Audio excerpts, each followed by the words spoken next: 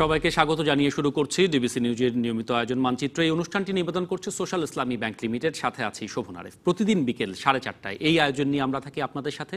চেষ্টা করি সারা দেশে নানা সংকট সম্ভাবনার কথা জানাবার। আমরা সরাসরি কথা বলি আঞ্চলিক থেকে জাতীয় পর্যায়ের রাজনৈতিক ব্যক্তিত্ব, জনপ্রতিনিধি, প্রশাসন থেকে শুরু করে সংশ্লিষ্ট কর্তৃপক্ষের সাথে তুলে ধরি নানা শ্রেণী পেশার সাধারণ মানুষের কথা, তুলে আনবো আপনার সমস্যা এবং সম্ভাবনার কথাও।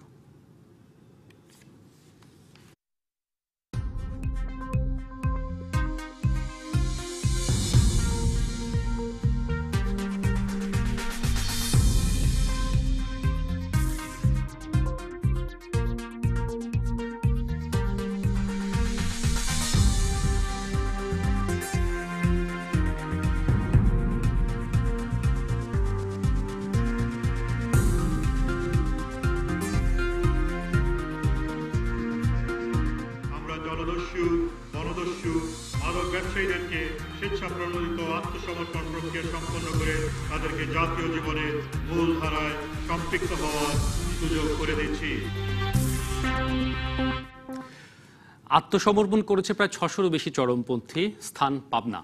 এর আগেও সরকার সাধারণ ক্ষমা ঘোষণা করে 1999 সালে দক্ষিণ পশ্চিমাঞ্চলের 2 সহস্রাধিক চরমপন্থী আত্মসমর্পণ করেছিল, যাদের 700 জনকে সরকার আনসারে চাকরি দিয়েছিল। সে সময় পুলিশ জানায় যে সমস্ত চরমপন্থী আত্মসমর্পণ করেছেন তাদের বিরুদ্ধে হওয়া মামলার বিচার চলবে। স্বাভাবিক জীবনে ফিরেও তারা নতুন করে অপরাধে জড়াচ্ছেন কিনা তা জানতে রাখা হবে বিশেষ নজরদারি। চরমপন্থা থেকে ফিরে আসার পর সমাজের মূল ধারায় ফিরে আসতে সেটি কতখানি সহজ কিংবা কি কি চ্যালেঞ্জের মুখোমুখি হতে হয় তা নিয়ে আজকে আমরা আলোচনা করব। যুক্ত হচ্ছেন কুষ্টিয়া থেকে কাজী আরেফ স্মৃতি সংঘের সাধারণ সম্পাদক কারশেদ আলম, যশোর থেকে যশোর সদর উপজেলা আওয়ামী লীগের সভাপতি মোহিত কুমার নাথ, আর এই মুহূর্তে পাবনায় যে আত্মসমর্পণ অনুষ্ঠান চলছে সেখানে বক্তব্য রাখছেন সাবেক স্বরাষ্ট্র প্রতিমন্ত্রী শামসুল হক টুকুর। আমরা কারশেদ আলম এবং মোহিত কুমার নাথের সাথে কথা বলবো, তবে তার আগে শামসুল আলম টুকুর বক্তব্য কিংবা সেখানকার যে ঘটনা সেটি একবার দেখে আসার চেষ্টা করব। তার আগে আমি একটু কথা বলে নিতে চাই কারশেদ আলমের কাছে। তিনি কুষ্টিয়া থেকে আমাদের সাথে যুক্ত হচ্ছেন, কাজী আরেফ স্মৃতি সংঘের সাধারণ সম্পাদক। কারশেদ আলম, আপনার কাছে যেটি জানতে চাই যে এর আগে 1999 সালে আমরা দেখেছিলাম প্রায় 2000-এর মতো বিভিন্ন চরমপন্থী কুষ্টিয়া, যশোর, ঝিনাইদহ এই দক্ষিণ পশ্চিমাঞ্চলে তারা আত্মসমর্পণ করেছিল। আমার প্রশ্ন যে স্বাভাবিক জীবনে এখন তারা কতখানি মানিয়ে নিতে পেরেছেন? সরকার যে সমস্ত কর্মসূচি নিয়েছিল তাদের জন্য সেটি কতখানি সফল হয়েছে?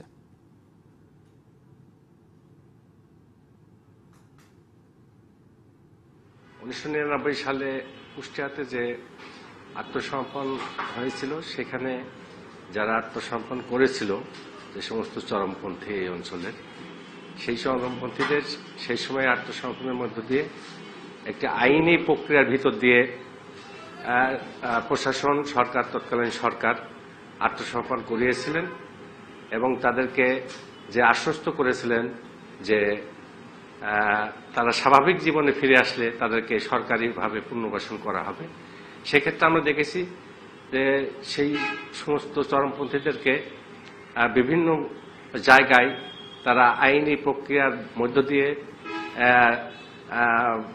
পুনর্বাসন করেছেন। বিভিন্ন জায়গায় চাকরি দিয়ে বিভিন্নভাবে তারা পুনর্বাসন করেছেন এবং সেই সময়ে এই অঞ্চলের মানুষের যে সন্ত্রাসের যে চরমপন্থী যে অত্যাচার ছিল সেটার থেকে কিছুটা রেহাই পেয়েছিল এলাকার মানুষ। কিন্তু এখানে আমরা যে জিনিসটা লক্ষ্য করেছি যে চরমপন্থী একটা পর্যায়ে যে সেই সময় কিছুটা বন্ধ হলেও ধারাবাহিকভাবে কিন্তু তারা আবারও সেই সমস্ত তৎপরতা কর্মকাণ্ডের মধ্যে তারা নিমজ্জিত। এবং এখানে যারা এই চরমপন্থীদেরকে লালন পালন করেন তারা মূলত তাদের রাজনৈতিক ফায়দা উদ্ধার করার জন্য বিভিন্ন ব্যক্তি স্বার্থে, গোষ্ঠীগত কারণে বিভিন্ন দ্বান্দ্বিক জায়গায় যে এই চরমপন্থীর বারবার উত্থান হয়েছে। আমরা 1999 সাল থেকে এটার বিরুদ্ধে একটা বিরাট আন্দোলন গড়ে তুলছিলাম। আপনারা জানেন যে কুষ্টিয়াতে বিশাল একটি হত্যাযোগ্য ঘটনা ঘটেছিল। সেই মুক্তিযুদ্ধের মহান নেতা, অন্যতম সংগঠক, জাতীয় পতাকার রূপকার কাজী আরিফ আহমেদ এখানে হত্যার শিকার হয়েছিলেন। সেই সময় থেকে আমরা এই আন্দোলন সংগ্রাম করে এবং সরকারের বিশেষ হস্তক্ষেপে সেই সময় এই এলাকায় শান্ত হয়েছিল। আজকে যে পাবনায় যে অস্ত্র আত্মসমর্পণ মধ্য দিয়ে 600 প্রায় চরমপন্থীরা আজকে স্বরাষ্ট্রমন্ত্রীর কাছে আত্মসমর্পণ করবেন। আমরা আশা করব যে এই অঞ্চলে একটি ভালো দিক আমরা মনে করছি, কিন্তু সেটা লক্ষ্য রাখতে হবে যারা ক্ষমতাসীন আছেন, যারা রাজনৈতিক দলের সাথে থেকে নেতৃত্ব দিচ্ছেন, তাদেরকে দৃষ্টি রাখতে হবে যে আমাদের এই এলাকাটাকে আমরা অস্ত্রমুক্ত, চরমপন্থী মুক্ত, সন্ত্রাস মুক্ত রাখবো। এইটা যদি তারা প্রতিজ্ঞাবদ্ধ হয় এবং প্রশাসনের লোকজন যদি সুষ্ঠুভাবে দৃষ্টি রাখে, তাহলে এটা থেকে এই অঞ্চলে মানুষ মুক্ত হতে পারবে।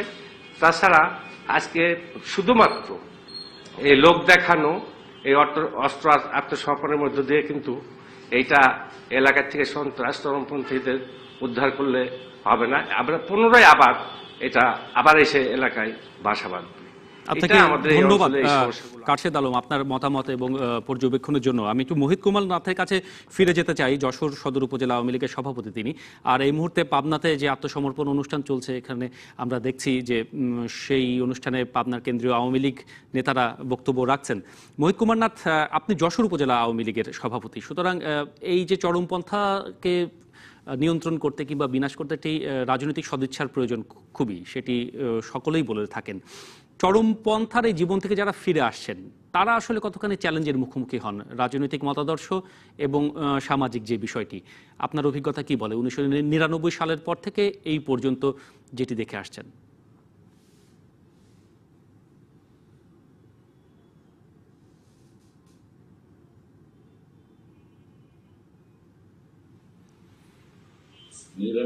সালে মূলত যারা আত্মসমর্পণ করেছিল তাদের একটা বিশাল অংশ তৎকালীন বাংলাদেশ আওয়ামী লীগ সরকার তাদের বিভিন্ন জায়গায় পুনর্বাসন, চাকরি দিয়ে পুনর্বাসন করেছিল। আর কিছু তাদের হয়তো যোগ্যতা ছিল না বলেই তাদের চাকরিতে যেতে পারে নাই। কিন্তু সেখান থেকে পরবর্তীকালে আমাদের বৃহত্তর যশোর এলাকায় কুষ্টিয়ার একটা অংশ এবং খুলনার একটা অংশ দিয়ে এখানে দেখা যায় যে সেই সব চরমপন্থীদের যারা বড় বড় নেতা ছিল, হোতা ছিল, যারা এদের তারা তাদের আবার পরবর্তীকালে তারা বিভিন্ন খারাপ কাজে দু একজন ফিরে গেছিল এবং ফিরে যাওয়ার কারণে তারা আবার অনেকে পরে মারাও গেছে। তারা বিভিন্ন সময় বিভিন্ন খারাপ কাজে জড়াই পড়ে এবং পরবর্তীকালে তারা, যেমন এখানে হাসান আর মিজান যশোরের নাম করা সন্ত্রাসী ছিল, তারা পরবর্তীকালে আবার পুলিশের সাথে ক্রস ফায়ারে মারাও গেছে। তো বিষয়টা হলো যে আপনার 99 সালের পরে যে 2001 সালে সরকার পরিবর্তনের পর আবার দেখা গেছে অনেকেই এই তৎকালীন 2001 সালের সরকার, সেই বিএনপি সরকার বা বিএনপি জামাত জোটের সরকার, এদের অনেককেই আবার তাদের রাজনৈতিক প্রয়োজনে তাদেরকে ব্যবহার করার চেষ্টা করেছিল এবং সে কারণেই আমরা 99 সালের যে আত্মসমর্পণ, সেটা ওখানে শুরুতে বা ওই সময় অনেক ভালো সুফল পেলেও পরবর্তীকালে সরকার বদলের সাথে সাথে আবার বেশ কিছু তারা ওই সরকার, যে নতুন যে সরকার আসলো বিএনপি জামাত জোটের সরকার, তাদের সাথে সম্পৃক্ত হয়ে গেল এবং আবার তারা খারাপ পথে চলে গেল। তো এর পরবর্তীতে আবার আওয়ামী লীগ সরকার পরপর আসার পরে সেই যে সমস্ত চরমপন্থী সংগঠনগুলো ছিল, তাদের যারা সশস্ত্র যে সমস্ত কর্মীরা ছিল, তাদের মধ্যে এই অঞ্চলে উল্লেখযোগ্য সংখ্যক বিভিন্ন সময় তারা পুলিশের সাথে ক্রস ফায়ারে মারা গেছে, অনেকে গোষ্ঠীদ্বন্দ্বে মারা গেছে, গোষ্ঠীদ্বন্দ্বের মধ্যে অনেকেই মারা গেছে। তো এইভাবে অবশ্যই চরমপন্থীদের এই মূল যে শ্রদ্ধারায় ফিরিয়ে আনা তাদেরকে সরকারের দায়িত্ব। কিন্তু সমস্যাটা হলো যে সরকার বদলের পরে যে এটা পরবর্তীকালে যে সরকার অন্য সব মানে অন্যান্য দলের যে সরকার আসে তারা নিজেদের কাজে লাগানোর জন্য তাদেরকে ব্যবহার করে এবং তখনই আবার এটা সমস্যা দেখা যায়। তো তারপরেও দীর্ঘদিন পরে হলে আবার যে উদ্যোগ এই বর্তমান সরকার আওয়ামী লীগ সরকার নিয়েছে এটা অত্যন্ত এটা ভালো দিক আছে। যারা এই পথে আছে আমি ব্যক্তিগতভাবে বুঝি যে এই পথে থাকলে তাদের ব্যক্তিগত পারিবারিক জীবন এবং যন্ত্র এটার কারণে অনেক সময় এটা বিব্রতকর অবস্থায় পড়ে এবং সাধারণ মানুষের মানে আপনি বলছেন যে পুরো বিষয়টির সাথে রাজনৈতিক একটি বিষয় তো রয়েছেই, একই সাথে সামাজিক একটি বিষয় এবং যে রাজনৈতিক মতাদর্শ সেটিরও একটি সংঘাতের বিষয় রয়েছে পুরোপুরি চরমপন্থা থেকে স্বাভাবিক জীবনে ফিরে আসার ক্ষেত্রে। মোহিত কুমার নাথ, ধন্যবাদ, আবারও নিশ্চয়ই ফিরবো আপনার কাছে। তবে এখন পাবনাতে চলে যেতে চাই। আজকে যে চরমপন্থীদের আত্মসমর্পণ অনুষ্ঠান চলছে সেই অনুষ্ঠানে এখন সেখানে বক্তব্য রাখবেন বাংলাদেশের স্বরাষ্ট্রমন্ত্রী আসাদুজ্জামান খান কামাল। আমরা স্বরাষ্ট্রমন্ত্রী সেই বক্তব্য কিছু অংশ শুনবো আজকের এই মানচিত্রে। আমরা চলে যেতে চাই পাবনাতে।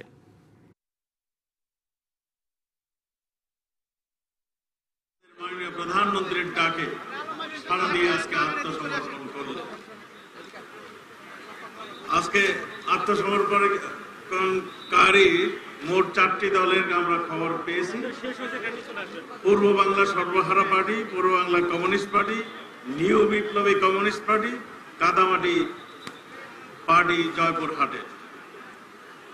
আত্মসমর্পণকারী আমাদের আগ্নেয়াস্ত্র অনেক জমা দিয়েছেন, আমি এগুলো সংখ্যায়িত আর করলাম না। আত্মসমর্পণকারী মোট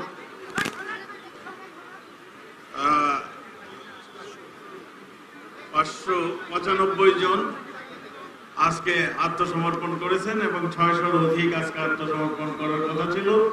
তারা কিছু সময়ের মধ্যে তারা আত্মসমর্পণ করবেন, আমরা সেটাই আশা করি।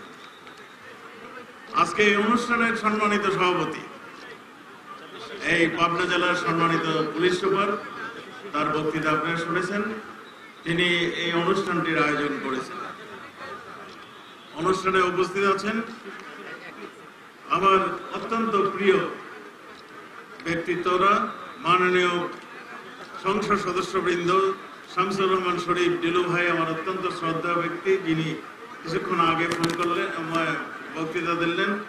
প্রাক্তন মন্ত্রী মহোদয় জনাব অ্যাডভোকেট শামসুল হক টুকু, আমাদের মাননীয় এমপি, তিনি সভাপতি স্বরাষ্ট্র মন্ত্রণালয়, আমাদের স্বরাষ্ট্র মন্ত্রণালয়ের স্থায়ী কমিটির আমাদের সভাপতি, এবং তিনি আমরা পাবনাতে দেখতে পাচ্ছি যে চরমপন্থীদের আত্মসমর্পণ অনুষ্ঠানে এই মুহূর্তে বক্তব্য রাখছেন স্বরাষ্ট্রমন্ত্রী আসাদুজ্জামান খান কামাল। চরমপন্থীদের আত্মসমর্পণের যে আনুষ্ঠানিকতা কিছুক্ষণ আগে সেটি শেষ হয়েছে, তবে অনুষ্ঠানটি চলছে। আমরা আজকে আলোচনা করছি কারশেদ আলম এবং মোহিত কুমার নাথের সাথে আলোচনা চলছে আমাদের। চরমপন্থা থেকে ফেরার চ্যালেঞ্জ নিয়ে আমরা আরও আলোচনা করব এবং যারা ফিরেছেন স্বাভাবিক জীবনে কতটা মানিয়ে নিতে পেরেছেন সে বিষয় নিয়ে আরও আলোচনা হবে একটি বিরতির পর। সাথেই থাকুন।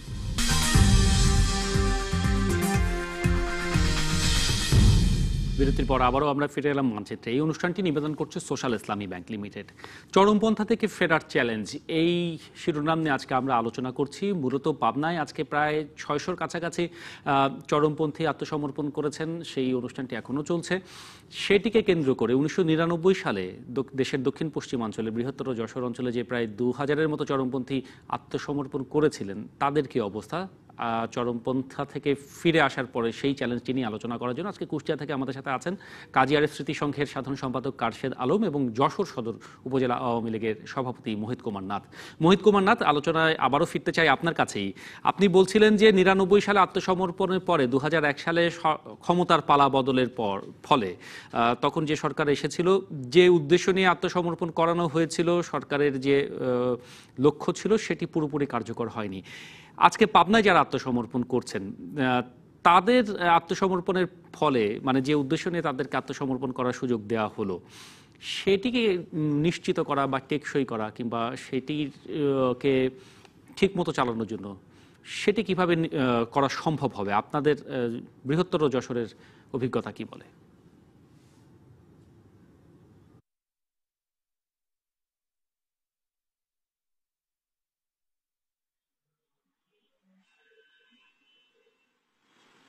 সরকারের ধারাবাহিকতা থাকলে, যেমন বিগত দুইবার সরকার, একই সরকার ক্ষমতায় আছে, আওয়ামী লীগ সরকার, ধারাবাহিকতা থাকলে এদের এই আত্মসমর্পণটা কার্যকরী বেশি হবে। কিন্তু যদি সরকার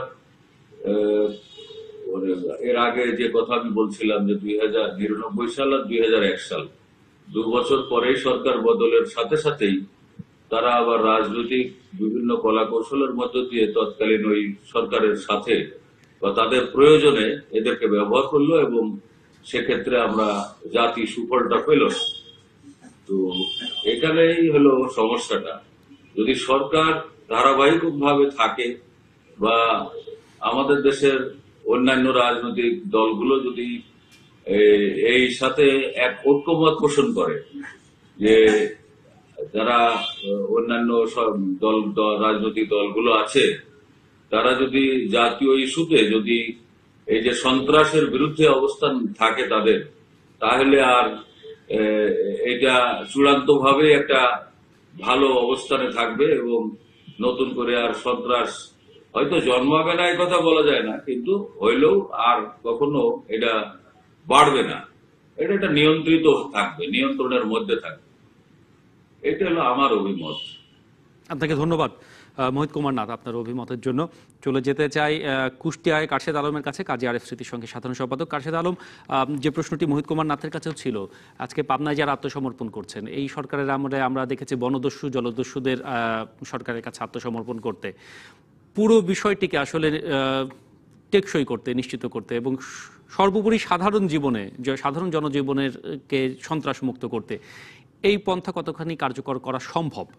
আর কি কি ব্যবস্থা নিতে পারে সরকার কিংবা কর্তৃপক্ষ?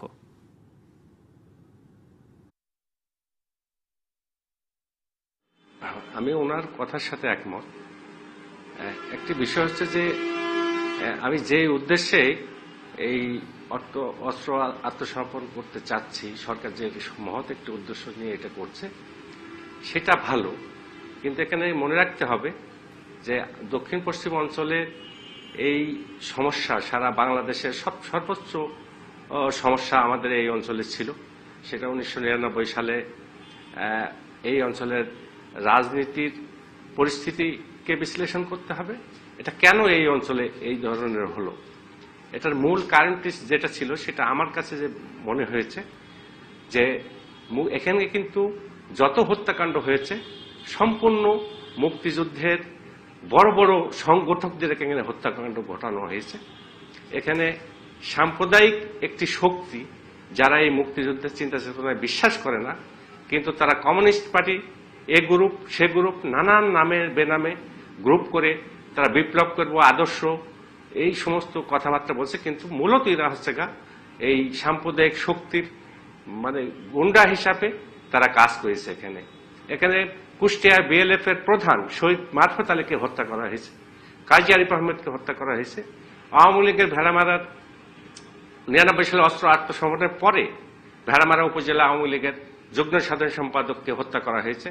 তাহলে ওই দিনকার যে আত্মসমর্পণ হলো 99 সালে, কিন্তু এখানে হত্যাকাণ্ড ঘটালো এই 2009 সালে। তাহলে এই অস্ত্রবাজিটা আসলো কোথার থেকে? নিশ্চয়ই ওই অস্ত্র আত্মসমর্পণ যারা করছিল তাদের যে রেখে যাওয়ার যে সমস্ত বাহিনী ছিল, যে সমস্ত চরমপন্থী ছিল, তারা আবারও সংগঠিত হয়েছে। তার মানে আপনি বলতে চাচ্ছেন কারশেদ আলম যে একেবারে সমূলে উৎপাদন করতে কিংবা চরমপন্থা নিয়ন্ত্রণে মতাদর্শের জায়গাটি রাজনৈতিক সদিচ্ছার প্রয়োজন এবং সামাজিকভাবে একটি আন্দোলন গড়ে তোলার প্রয়োজন, যেটি আপনার মতামত থেকে বোঝা যাচ্ছে। অসংখ্য ধন্যবাদ কারশেদ আলম, মোহিত কুমার নাথ, আপনাদের দুজনকেই ধন্যবাদ জানাতে চাই আজকে যারা আমাদের সাথে ছিলেন। এই ছিল আমাদের আজকের আয়োজনে। আগামীকাল অন্য কোনো বিষয় নিয়ে, অন্য এলাকার অতিথিদের নিয়ে হাজির হব। থাকুন ডিবিসি নিউজের সাথে।